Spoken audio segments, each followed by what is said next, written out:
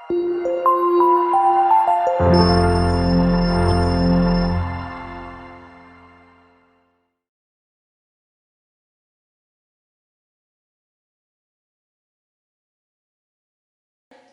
lanjutkan sekarang ke jaringan yang ketiga, yaitu jaringan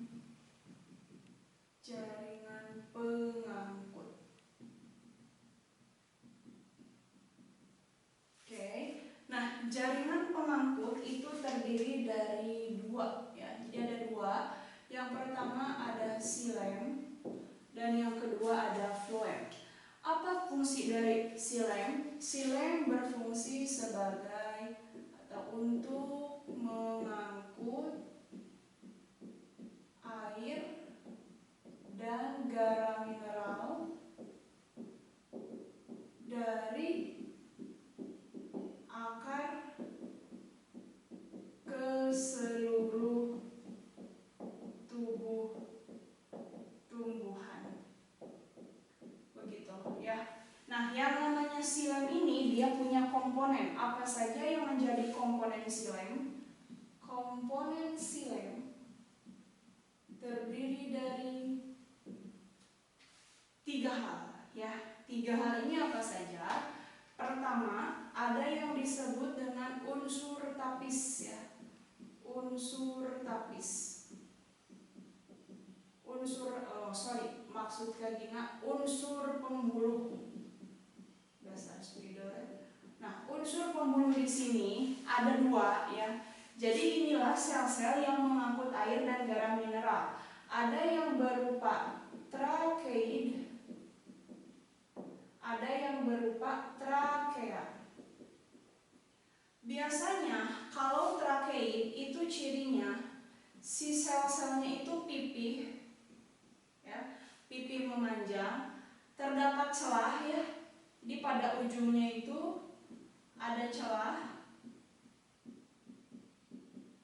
kemudian agak runcing. Nah, contoh misalnya seperti ini. Nah, ini satu sel trakeid seperti ini, kurang lebih.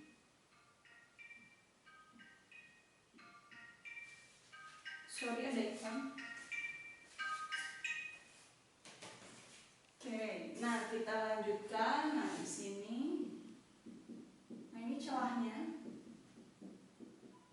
Ini Kak Gina gambarkan 3 buah sel trakeid, ya. Nah, selain itu juga pada dinding trakeid itu ada pit, ya. Pit itu lubang. Kurang lebih seperti ini. Nah, ini adalah pit. Jadi di sini boleh terdapat pit.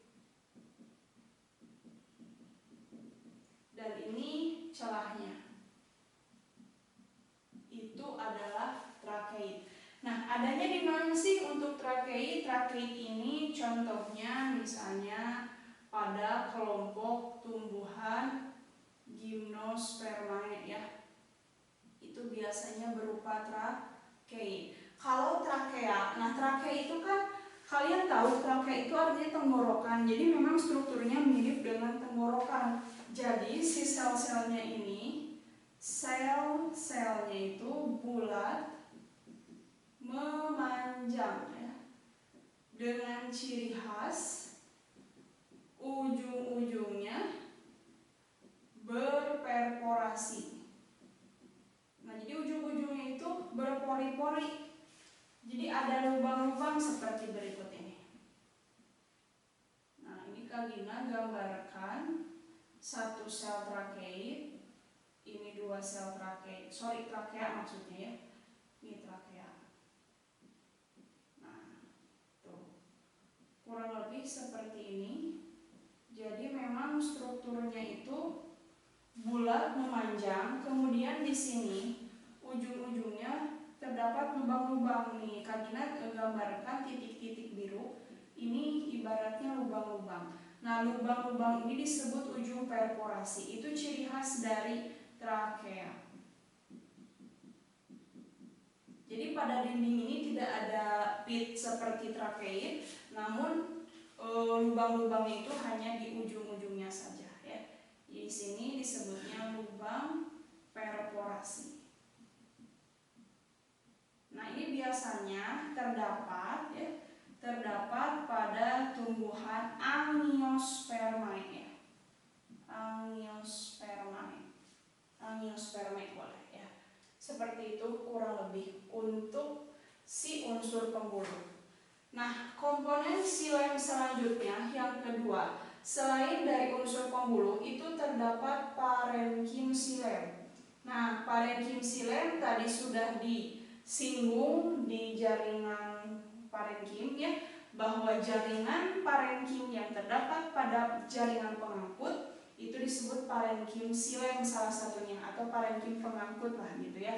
Nah, parenkim xilem ini tujuannya buat apa? Fungsinya untuk menyokong. Makanya kenapa si jaringan xilem itu kuat? Ini parenkim ya, sorry guys. Jadi parenkim di xilem ini adalah untuk menyimpan cadangan makanan, itu maksudnya ya. Nah, untuk menyimpan cadangan makanan, kalian masih ingat sagu? Di batang sagu kalau kita belah itu ada ulet-ulet sagu. Logikanya kenapa ulet sagu bisa hidup di situ gitu ya? Padahal kan itu istilahnya cuman pohon kayu gitu ya, tapi kenapa mereka bisa hidup? Nah, ternyata di situ terdapat banyak cadangan makanan, nah, berupa sagu tentunya. Nah, si cadangan makanan itu disimpan di bagian parenkimnya seperti itu ya. Nah, kemudian selanjutnya ada serabut atau boleh serat xilem. Oke, boleh serabut mau serat xilem itu boleh. Nah, yang serabut xilem ini tadi yang Kak Gina maksud, yaitu untuk menyokong si xilem ya. Makanya kenapa xilem ini, kan sebetulnya xilem ini disebut sebagai pembuluh kayu ya. Jadi boleh kalian tulis xilem disebut juga sebagai pembuluh kayu. Kenapa disebut pembuluh kayu? Karena memang kayu-kayu yang kita pakai dari pohon itu sebetulnya adalah xilem gitu ya. Nah, makanya kenapa kayu menjadi keras, kayu menjadi kuat, bisa dijadikan sebagai bahan bangunan ya, penyokong rumah-rumah. Nah, karena tadi si xilem itu dia punya serabut, punya sel yang bentuknya panjang, runcing, saling bertumpang tindih sehingga membentuk struktur seperti kayu tersebut ya. Jadi ini yang menyebabkan kuatnya si xilem ya. Karena si serabut xilem ini terdiri atau tersusun dari zat, kalau dia masih muda biasanya memang serabut xilemnya itu tersusun dari zat ya pektin seperti itu. Tapi kalau misalnya dia sudah kuat, yaitu sudah lain lagi penyusunnya, biasanya sudah berupa lignin. Nah, makanya itulah salah satu penyebab kenapa kayu menjadi kuat dan keras, itu karena kandungan zatnya berupa lignin gitu ya. Oke, itu untuk xilem. Jadi kita review sedikit bahwa xilem atau pembuluh kayu memiliki 3 komponen. Yang pertama unsur pembuluh yang terdiri dari trakeid dan trakea ya. Kemudian parenkim xilem dan serabut xilem. Sekarang kita lanjutkan ke yang jaringan pembuluh pengangkut yang kedua, yaitu floem. Ya, kita sekarang akan masuk ke yang jaringan pembuluh kedua, yaitu floem ya. Nah, floem ini disebut juga sebagai pembuluh tapis. Sama halnya seperti xilem, floem juga punya komponen. Nah, berikut merupakan komponen floem. Tapi sebelum ke komponen floem, apa sih fungsi dari floem? Nah, floem itu fungsinya sebagai atau untuk mengangkut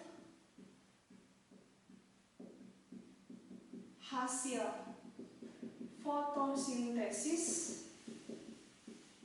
gitu ya, dari daun ke seluruh bagian tubuh tumbuhan. Itu floem ya. Nah, komponen floem itu apa saja? Komponen floem, nah ini terdiri dari, nah, kita lihat. Pertama, kalau tadi yang namanya xilem itu punya unsur pengangkut atau unsur penggulungnya berupa trakeid dan trakea. Nah, tapi kalau floem itu unsur pengangkutnya disebut dengan unsur tapis atau sel tapis. Nah, sel tapis ini kalau kita lihat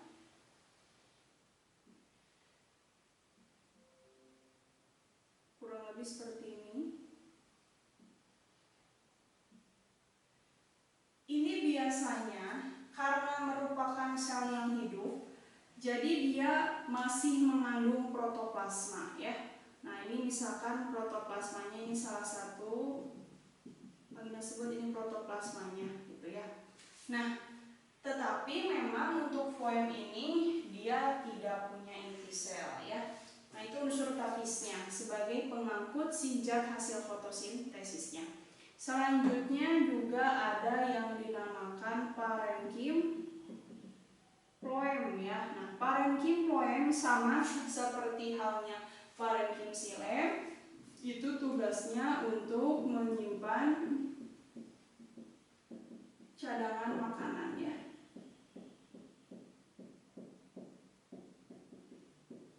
Nah, selanjutnya juga di sini ada serat floem. Ya, jadi serat floem juga ini sebagai penyokong pada floem.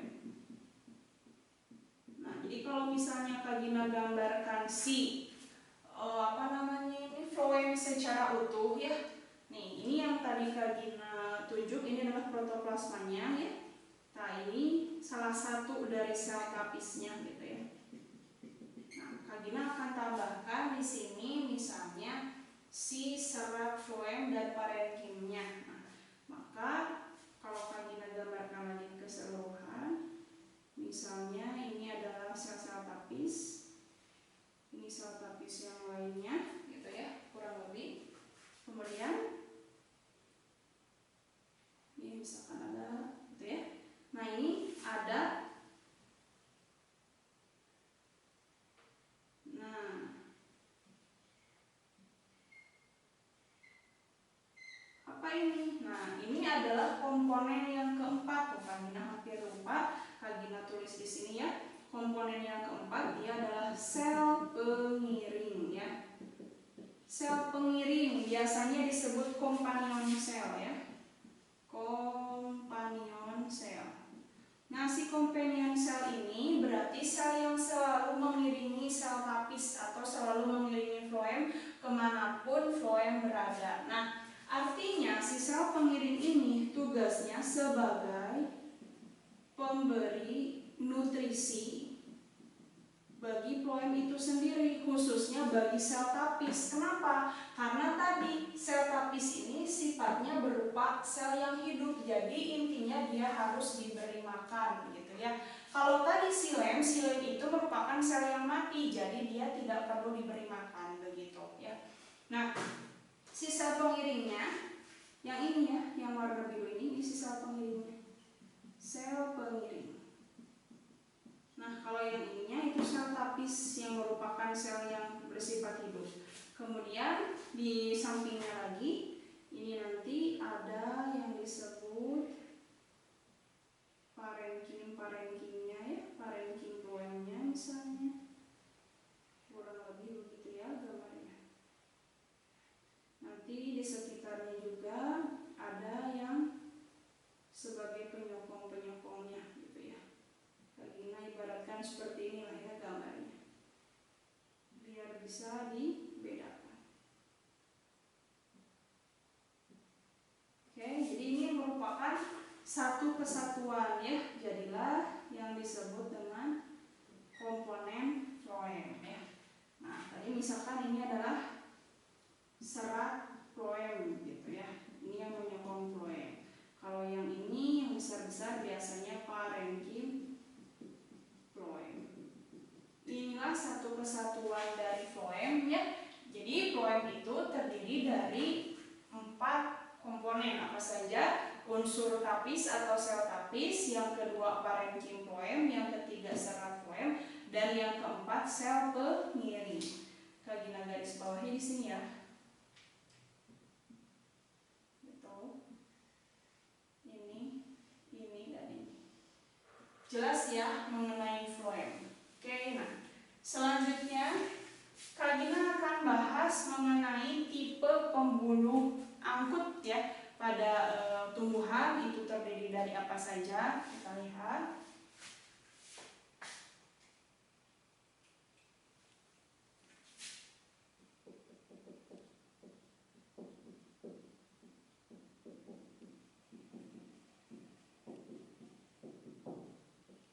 Tipe pembuluh angkut. Kalau Kak Gina bedakan untuk tipe batang dan juga tipe akar, sebetulnya memang berbeda, tapi Kak Gina satuin aja.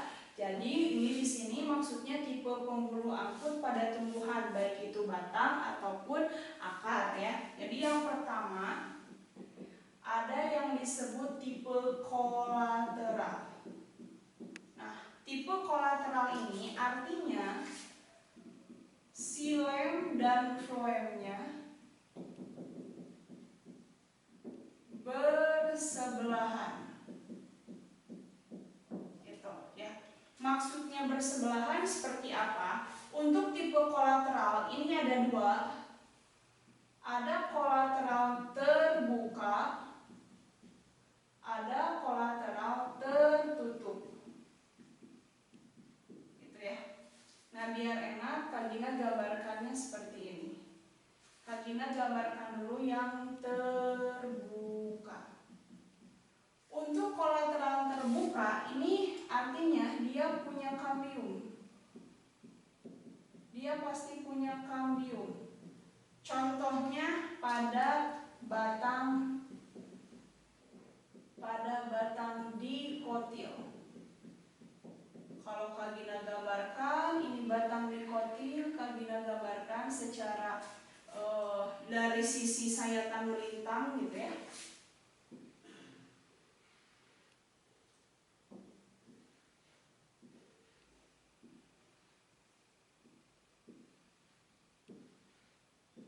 Nah, kurang lebih seperti itu. Maka di sini terdapat kambium. Ada kambium. Nah, ini pun kambium ya. Itu pun kambium. Mana xilem dan floemnya? Nah, xilemnya itu di dalam di sini. Ini xilem ditandai dengan huruf X ya. Kalau floemnya itu di luar ini.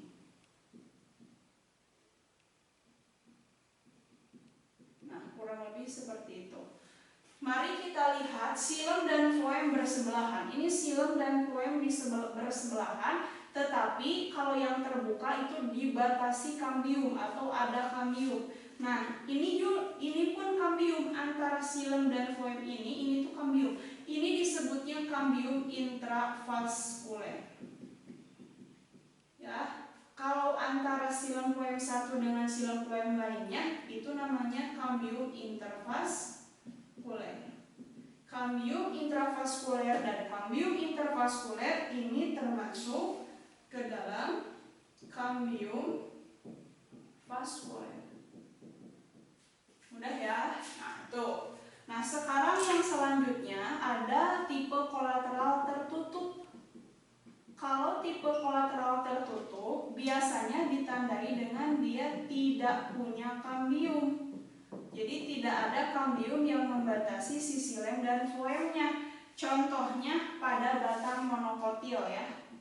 Contohnya pada batang tumbuhan monokotil. Misalnya apa? Ya boleh misalnya ini bunga lili misalnya, atau misalnya sansevieria gitu ya. Nah, ini kalau Kak Gina gambarkan ini seperti ini. Jadi si xilem floemnya karena tidak ada pembatas yang memisahkan mereka, jadi untuk pembuluh angkut ini tersebar, gitu ya kurang lebih. Nah, biasanya xilem yang di dalam, gitu.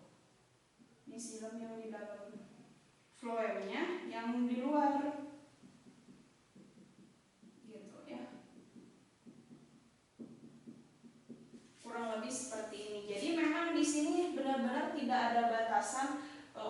kambium ya, makanya disebutnya tipe kolateral tertutup. Nah, sekarang yang selanjutnya itu adalah tipe konsentris. Nah, tipe konsentris ini artinya xilem dan floem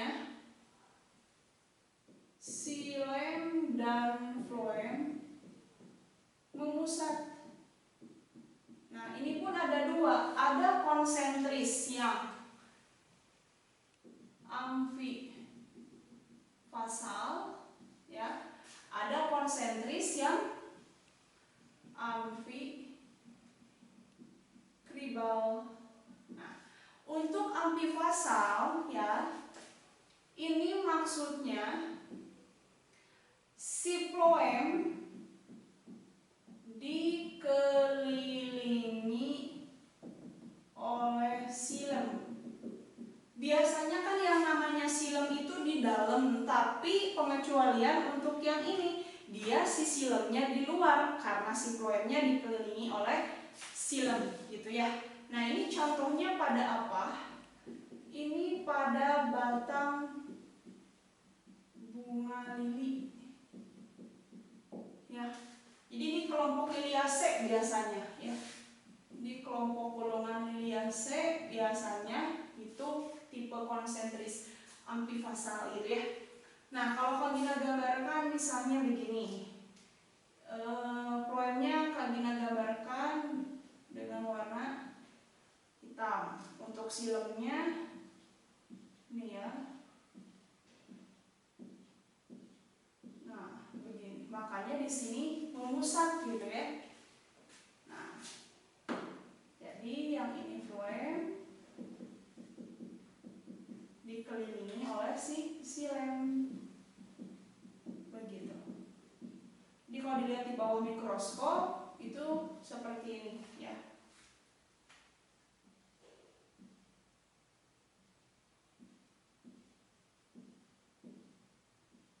Kurang lebih seperti itu. Oke. Nah, untuk amfikribal itu kebalikannya. Xilem dikelilingi oleh floem gitu.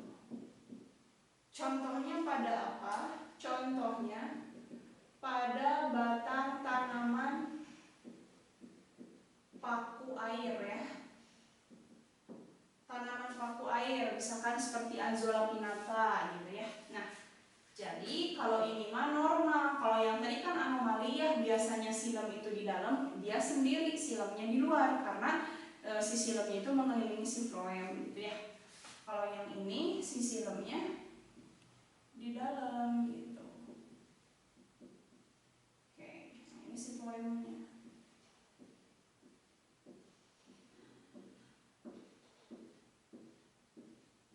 Nah, kurang lebih seperti itu.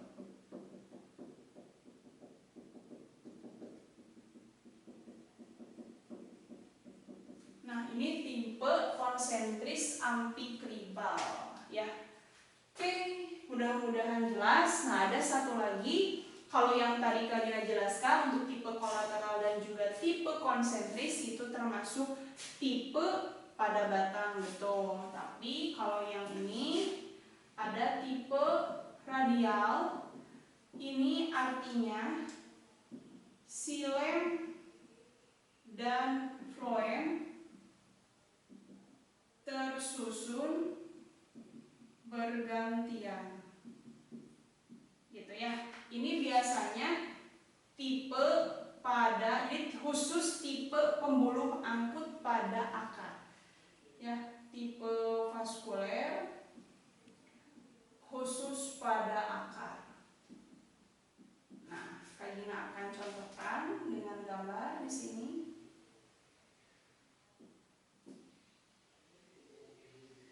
Nah, misal ini adalah akar tanaman dikotil, yang ini akar tanaman monokotil.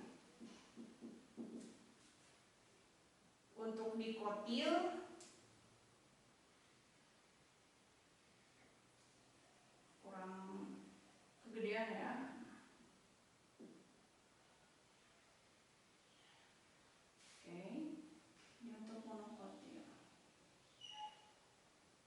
bagian endodermisnya, kemudian di sini.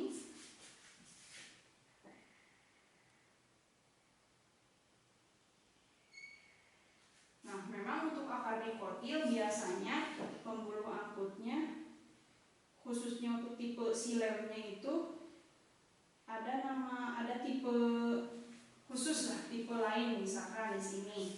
Kalau kita tunjuk dulu ya, kalau misalnya ini epidermis, yang ini bagian korteks. Nah, ini kan endodermis. Nah, nanti di bagian endodermis itu ada yang menebal, ada yang tidak ya. Nanti akan kita bahas di organ tumbuhan. Kemudian, nah ini yang merahnya itu adalah perisikel atau perikambium. Nah, ini yang garis hitam seperti bunga itu adalah kambium untuk akar dikotil. Mana silem floemnya? Nah ini silem, ini floem, ini silem, ini floem, ini silem, floem, ini silem, ini floem, eta silem, floem, gitu ya. Nah seperti ini. Nanti tepat di bagian tengah itu ada metasilem yang ukurannya besar ya. Jadi untuk tipe radial khususnya pada akar dikotil ini di bagian tengahnya bukan empulur tapi itu adalah metasilem. Dan biasanya memang tipe silemnya itu ada namanya karena ini ada 5 jadi disebutnya pentaark gitu ya. Ada yang tetraark dan lain-lain. Nah untuk akar monokotil seperti ini. Kalau misalnya tadi ini adalah epidermisnya, kemudian ini korteksnya, kemudian ini adalah endodermisnya. Nah, perisikelnya, perisikel pada akar monokotil memang itu ditemukan, tetapi tidak jelas karena sedikit, makanya diabaikan, tidak ada. Jadi Kak Gina nggak tulis ya. Nah, untuk misalnya ini untuk silemnya.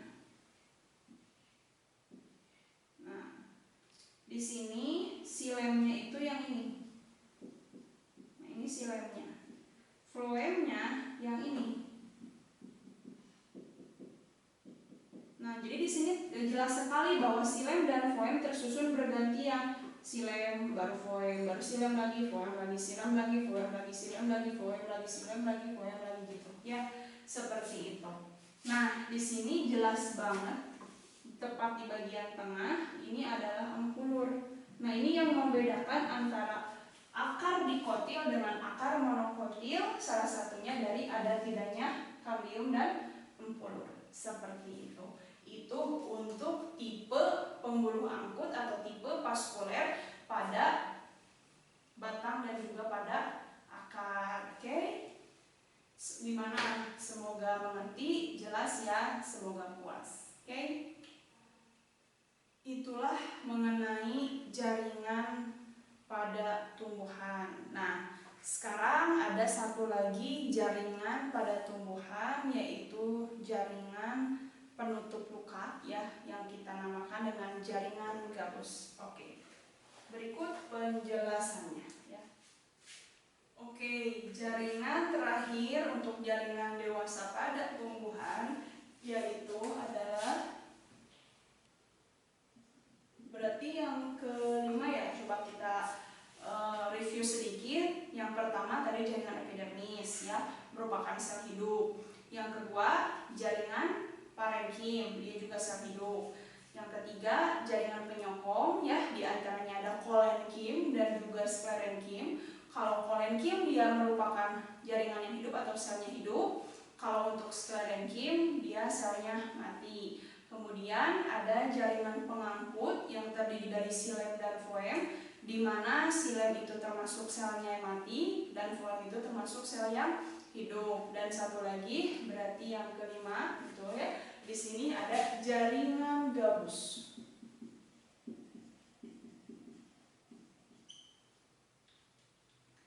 Jaringan gabus ini dibentuk oleh kambium gabus atau istilah lainnya disebut dengan velogen. Ya, nah, kambium gabus ini terletak pada bagian korteks ya. ini terletak pada bagian korteks. Tepatnya dia akan muncul ketika si batang tumbuhan itu sudah dewasa, sudah mulai tua. Jadi dia nanti akan muncul. Nah, jaringan ini disebut sebagai jaringan penutup luka. Jadi ketika batang terluka atau kita lukai, maka nanti batang itu akan dirangsang oleh suatu hormon penutup luka, sehingga nanti lukanya akan tertutup. Nah, yang menutupinya itu disebut dengan jaringan gabus. Oke, sebelum ke sana, Kak Gina jelaskan dulu bahwa yang namanya kamium gabus ini arah pertumbuhannya seperti ini. Kalau pertumbuhannya ke arah luar, dia akan menumbuhkan yang namanya velum. Keluar nonton film, asik. Velum ini merupakan sel yang mati ya. Selnya itu mati. Dan ke arah dalam itu akan menumbuhkan veloderm. Kalau veloderm itu selnya hidup. Oke. Nah, bagaimana? Bisa ya Kak Gina contohkan di sini. Kak Gina punya batang yang masih muda, khususnya batang dikotil ya. Untuk batang dikotil ini kelihatan banget. Jadi masih terdiri dari ini epidermis gitu ya, ini korteks, kemudian yang ini floem, yang ini xilem ya, dan yang ini ampulur gitu ya. Nah, ketika batang ini sudah tua gitu ya. Ketika batang ini sudah tua, maka gambarnya jadi seperti ini. Kurang lebih seperti ini. Nah, di mana letak kamium gabus? Pada bagian korteks. Di mana korteksnya? Tepatnya di bagian sini. Jadi memang ini akan kelihatan kalau si tumbuhannya sudah mulai dewasa atau tua gitu ya. Nah, coba kita lihat. Kak Gina akan perbesar aja salah satu ya. Misalkan Kak Gina ambil potongan yang ini seperti pizza hut. Oh my god. Nah, kayak gini ya. Kak Gina ambil di sini ya. Perbesar di sini. Asik.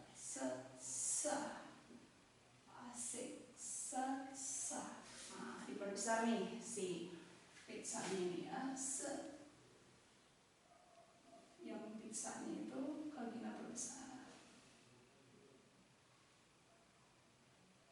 Nah, begini. Yang garis hitam ini itu kan epidermis ya. Kalau gambar di sini, ini epidermisnya ya. Kemudian ini kamium gabus. Kamium gabus. Oke. Kemudian yang ini, nah yang ini kan floem ya. Kemudian ini xilem. Floemnya Kak Gina gambar gini. Nah, kurang lebih seperti ini ya. Ini floem, xilem, ini kamium gitu ya. Nah, Kak Gina akan perbesar sebagian ini aja. Coba kita lihat. Mana kamium gabus? Nah, yang ini ya.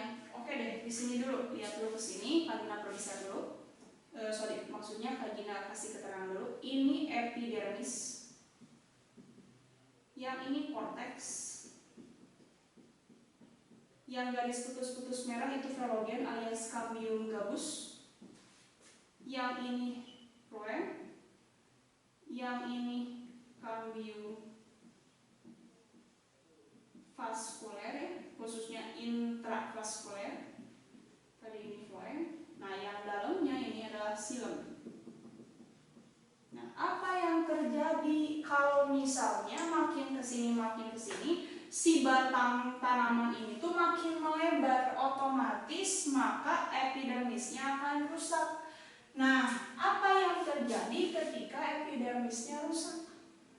Misalkan rusak seperti itu, boleh nggak ini ada celah? Ternyata tidak boleh, ya. Kenapa? Kalau misalnya ada celah, memungkinkan di sini untuk terjadinya penguapan. Lama-lama dia menguap terus, kemudian kering, mati nggak lama-lama batangnya?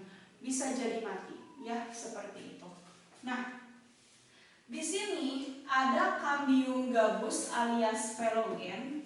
Ketika melihat ini terluka alias rusak, maka Cambium gabus ini, ya, ini Kak Gina perjelas dengan warna biru, dia akan menumbuhkan suatu jaringan lagi. Atau boleh dah di sini biar warnanya beda. Ini tetap garis putus-putus ya guys untuk Phlogen. Nah, dia akan menumbuhkan sesuatu ke arah luar, itu berupa jaringan penutup. Jadi dia akan berusaha menutupi luka, gitu ya. Nah, seperti ini. Gimana? Jelas ya? Nah, itu yang Kak Gina maksud tadi. Jadi ke arah luar ini dia akan menumbuhkan velum. Maka yang garis biru itu namanya adalah velum. Kalau yang garis putus-putus ini tadi apa? Phlogen. Nah, di sini ada suatu celah guys. Celah ini tuh disebut dengan lentisel.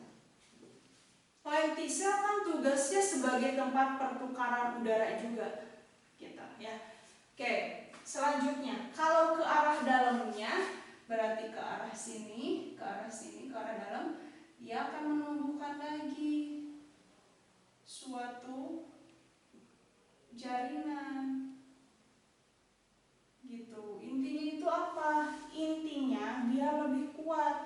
Jadi memang si jaringan gabus atau si Phlogen ini ya, si Cambium gabus ini memang diperuntukkan atau tugas utamanya untuk melindungi lingkaran tahun. Nah, apalagi itu lingkaran tahun? Nah, nanti Kak Gina akan jelaskan lanjutan dari ini ya. Nah, jadi yang tadi ini velum, Phlogen. Nah, yang hitam ini adalah veloderm. Apa yang Kak Gina maksud tadi lingkaran tahun? Begini. Tadi kan batang si ini tuh udah tua ya, atau udah dewasa. Berarti si xilem dan juga floemnya sudah dewasa pula. Berarti xilem dan floemnya juga dia sudah sekunder. Bukan primer lagi, tapi sudah sekunder. Nah, dari mana pertumbuhannya? Itu tetap dari yang namanya ini, Cambium intravaskuler. Jadi dari sini. Nih, lihat. Yang ini ya. Nah, yang ini. Ini namanya Cambium intravaskuler. Artinya cambium antara xilem dan floemnya langsung. Oke, nah, Cambium perbesar yang ini. Nah, itu adalah Cambium intravaskuler. Nah, maka nih, kalau memang dia ini menumbuhkan floem sekunder, maka nanti pertumbuhan floem sekundernya mulai dari sini. Ini FS alias floem sekunder. Lama-lama berarti floem primernya di sini ya. Lama-lama bahkan si floem primernya itu tidak ada, gitu ya. Nah, nanti, ini apa? Nih ya, warna.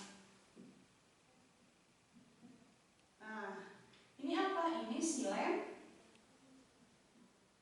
sekunder, betul. Berarti ini xilem apa? Xilem primer. Lama-lama xilem primer itu akan hilang juga karena makin lama si tumbuhan ini makin tua. Maka lama-lama juga ini hanya akan dihuni oleh siapa? Oleh xilem sekunder dan juga floem sekunder. Bahkan kalau misalnya si Phlogen sudah ada nih ya, Kak Gina perbesar lagi.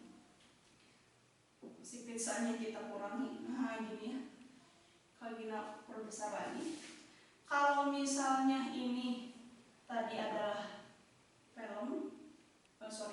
epidermis yang rusak, kemudian ini tadi velumnya, ini velum, kemudian di sini tadi ada Cambium gabusnya, gitu ya.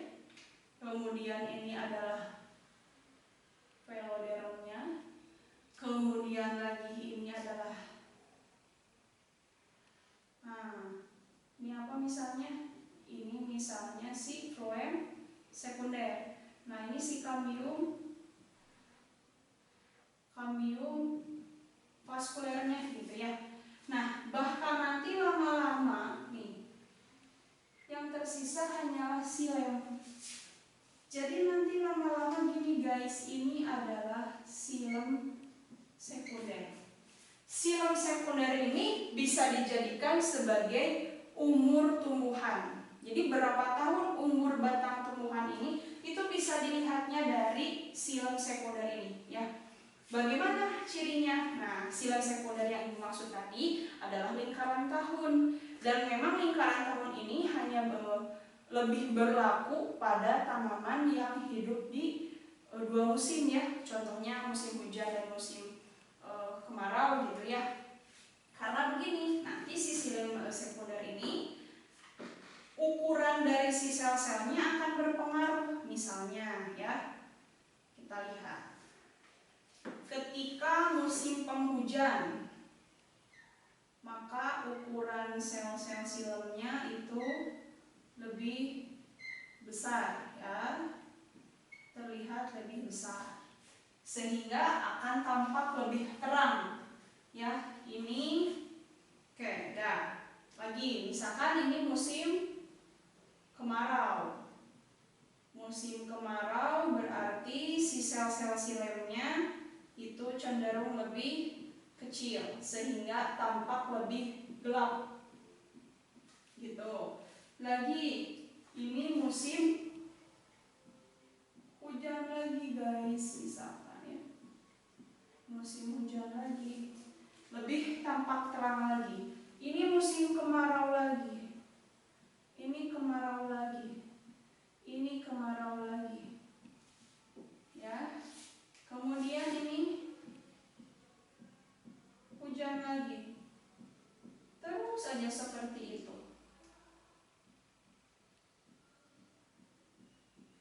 Nah, kurang lebih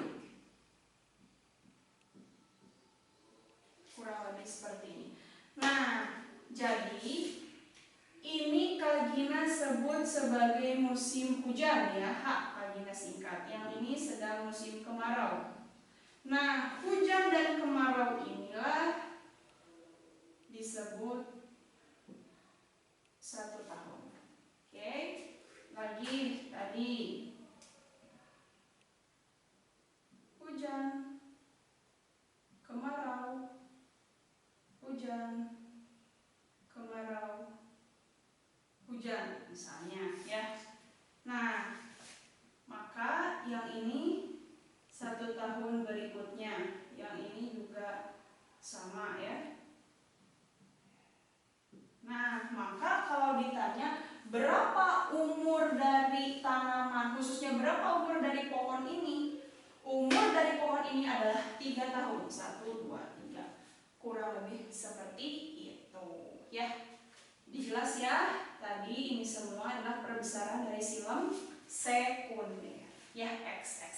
Oke, gimana penjelasan mengenai jaringan gabus khususnya tadi yang kakak bahas, dan sebelumnya mengenai jaringan tumbuhan secara keseluruhan. Semoga kalian puas, semoga bisa dimengerti ya.